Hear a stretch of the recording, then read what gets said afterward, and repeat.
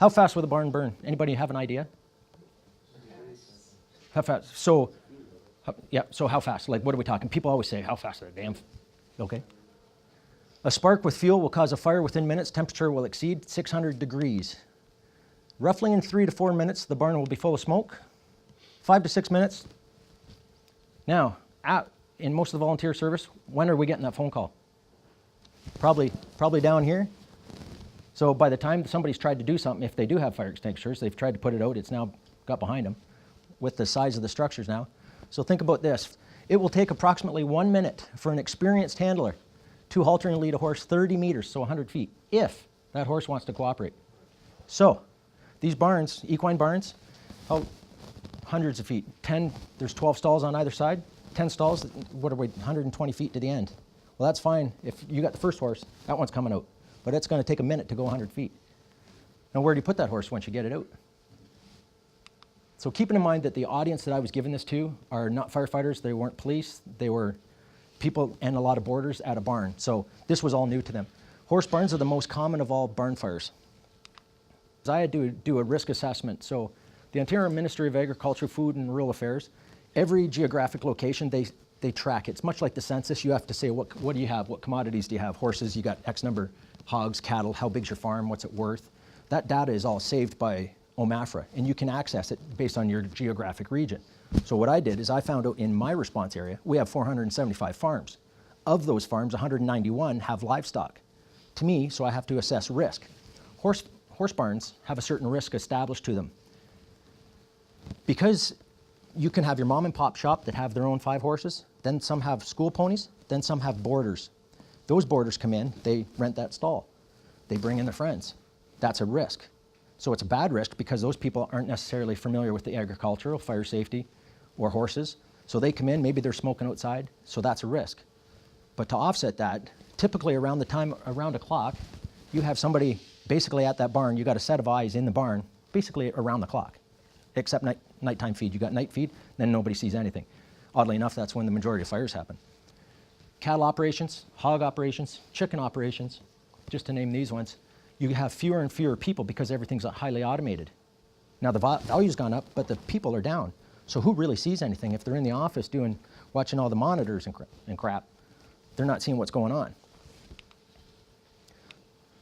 So back to my original question, what are we doing to stop this?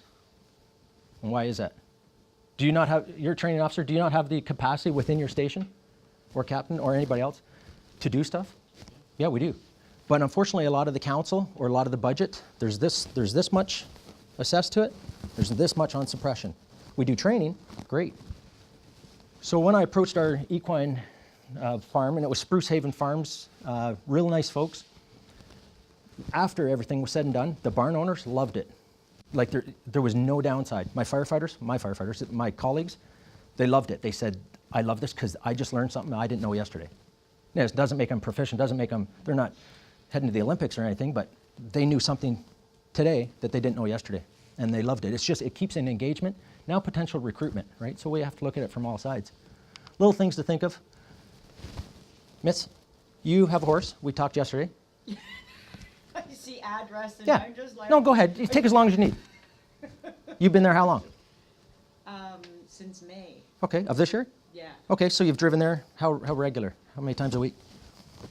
3 or 4. But you know how to get there? Yeah. Okay, so say you're the only one in that farm. Something gets real. You got a fire. What's the address? 11 line. Great. Oh, that farm. So keeping in mind the phone's going to go to the dispatcher. Mm-hmm. Dispatcher's going to say, which farm? You know, you can't say it's old Johnny's place at the corner. Who has a place like that, eh? You know the one. Go get the water from, Frank's cousin. Frank hadn't been around for 50 years, but that's what we call the place. The address, little things. Yep. You have, what's the address of Fort Erie? 230 Catherine Street. But it's easy because everybody in Fort Erie, it's a large employer down there. Or does anybody else have horses stabled at a facility? Who said your beef? My daughter's at Riding? But do you come from beef farm? no. So who did? Oh, okay. Oh, you're Lincoln? Yes. St. Catharines Way? Yes. Okay. So you have a lot of horse farms and cattle, hog, everything. We all have them. So you have a beef operation? We have Is it your own farm or one you go to? Family farm. Okay. How often you been going there? We live there. Okay. How long's your laneway? Oh, 150 feet, 200 feet. Thereabouts? Yep. And you've been going, driving up and down there regularly? Yep. Does the fire department know how long that laneway is? Yep. Hopefully. Yeah, right, hopefully. And why do we want them to know? And we'll get into that. But are the barns numbered? If there's more than one barn, are they numbered? How long's the laneway? For those not in the fire service, or even as a good refresher, new hog operations are going in. The new construction requires that they have to be set back from the highway or the roadway a certain distance, 800 some odd feet. Cap, how much high vol do you have on, how many trucks are you responding with? 3 trucks? How much high? If there's a fire, we get mutual aid right away too. Okay, but how much high vol do you have right now? You're on your way. We don't run high vol. No high vol? This is Howard Township. Yeah. So, 2.5. okay, so 2.5. So how much of that do you have?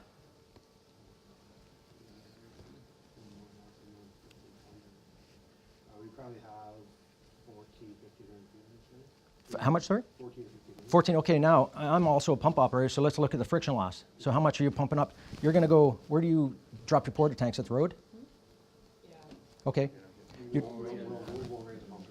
Okay, what about your rural water supply? They're all coming in. So now you've got number one killer of line of duty death or backup vehicles. So now we got a single lane, that truck's coming up.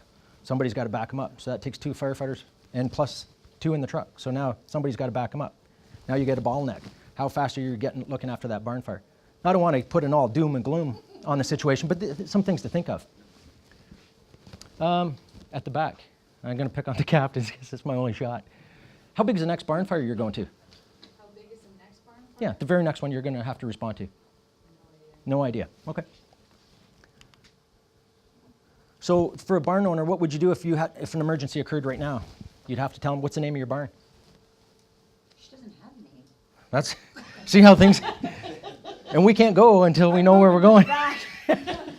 But these fires have been happening for years, and yet it's just until I know we can kind of make light of it, but you really have to, It's true. yeah. And what my emergency and yours, what's an emergency to you? Who goes to horse shows? If you're taking your daughter, there's horse shows? She's starting. Okay.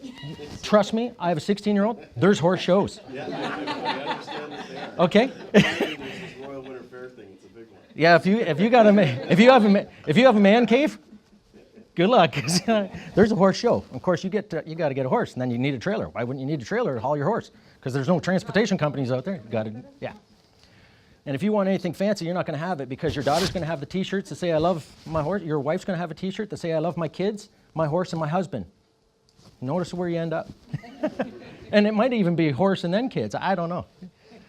Anybody that's dated, who had the crazy ex? Yeah? Does she have those T-shirts? See? See? I've studied this data. So, as a fire department, I know there's no sense reinventing the wheel.